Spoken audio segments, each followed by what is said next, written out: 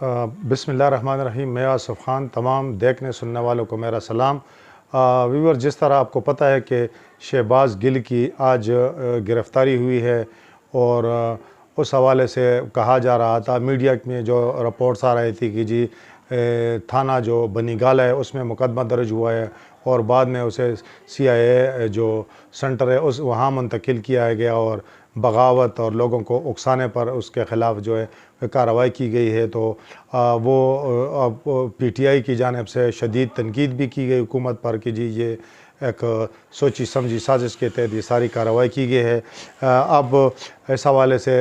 کچھ دیر پہل جو وفاقی وزیر داخلہ ہیں رانا ثناء اللہ، انہوں نے باقاعدہ پریس کانفرنس کی ہے، اور انہوں نے جو گرفتاری کی وجوہات جو ہے بتائی ہیں کہ کس بنیاد پر جو ہے یہ شہباز گل کو گرفتار کیا گیا، اور کہاں مقدمہ درج ہوا، اور کون کون سے دفعات اس میں شامل ہیں۔ تو اس کی ذرا تفصیل میں جاتے ہیں۔ تو ان کا جو انہوں نے پریس کانفرنس کی، ان سے سوال یہ کیا گیا، تو انہوں نے کہا کہ جو PTI کے خلاف ممنوعہ فنڈنگ کیس کا فیصلہ الیکشن کمیشن سے آیا، اور جو بقول ان کے توشہ خانہ کیس میں بھی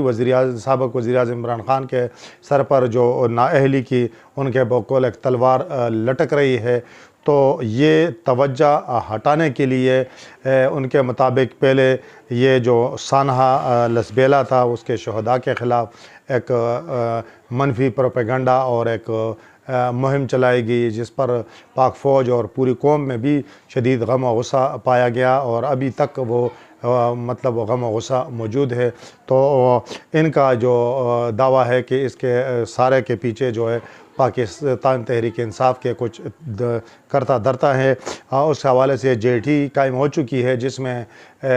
FIA اور ISI اور IB کے لوگ شامل ہیں، تو یقیناً وہ تحقیقات کریں گے۔ لیکن ان کا کہنا ہے کہ جو اس حوالے سے باقاعدہ یہ جو بغاوت پر لوگوں کو اکسانے اور بقول ان کے پاک جو ہمارے ادارے ہیں پاک فوج سمیت، ان کا جو کہنا ہے کہ ان کے درمیان ایک قسم کے ایک تقسیم کی کوشش کی گئی کہ جی پہلے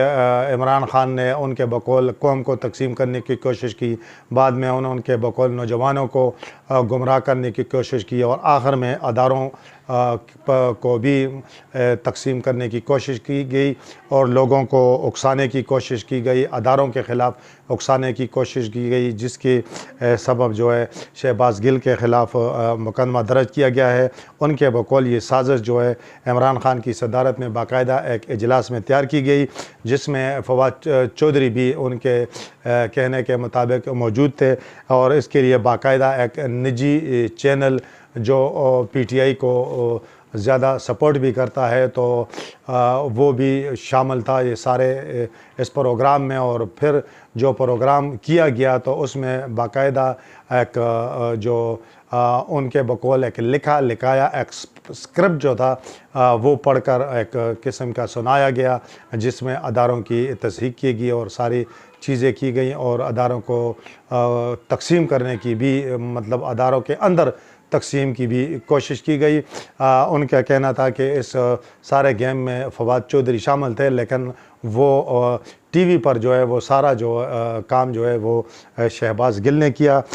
جس کے سبب ان کے خلاف ایک مجسٹریٹ کی مدعیت میں یہ مقدمہ درج کیا گیا ہے۔ یہ تھانہ کوثر میں درج کیا گیا ہے۔ جو دفعات لگائے گئے ہیں اس کی تفصیلات بتائیں۔ دفعہ 505، دفعہ 120A، 120B، 153 ہے، 153B، 124 ہے، 124B، 131 ہے، 121، 506 PPC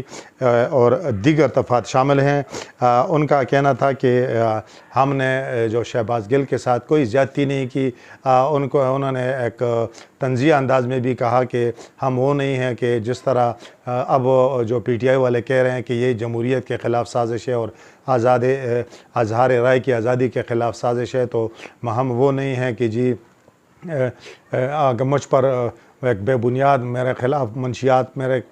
मुझ पर 15 किलो डालेगी, अगर हम साजिश करते या इंतकाम लेते तो 30 किलो डाल लेते, लेकिन हमने कुछ नहीं किया। वो गिरफ़्तार हैं, कल अदालत में पेश होंगे और अदालत ही इसका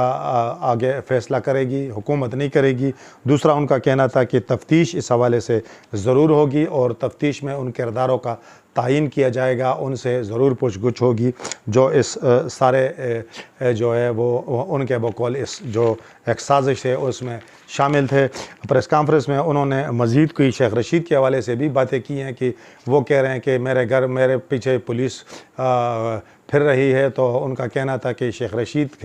का इसमें कोई किरदार नहीं है। अगर कहीं किरदार किसी का भी साबित हुआ तो उसके ख़िलाफ़ ज़रूर कानून हरकत में आएगा। इनका जो मज़ीद भी ये भी कहना था कि JIT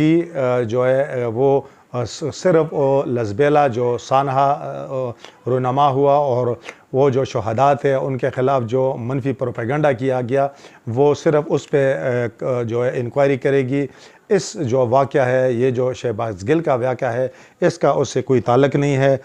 उनका मज़ीद भी ये भी कहना था कि उसके हवाले से जिन जिन लोगों को तक ये JIT पहुंची है तो उन लोगों ने वो माफ़ी तलाफ़ियों पर वो लगे हुए हैं। उनका कहना था कि अब ये JIT फ़ैसला करेगी कि किसको के ख़िलाफ़ कार्रवाई करनी है, कौन कार्रवाई से बाहर आता है। तो ये एक सिलसिला अभी शुरू है। तो ये जो एक तरफ ये शहबाज गिल वाला मसला शुरू हो गया, दूसरी तरफ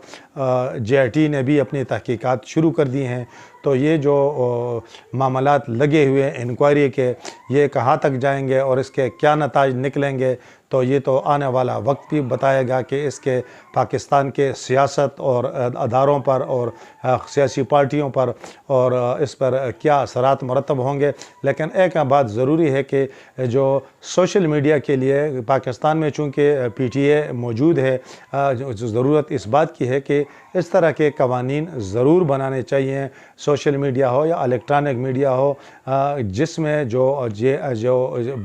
बेलगाम घोड़ा है इसको किसी तरीके से जो कानून के दायरे के अंदर कोई हदूद क़ुयूद उसके लिए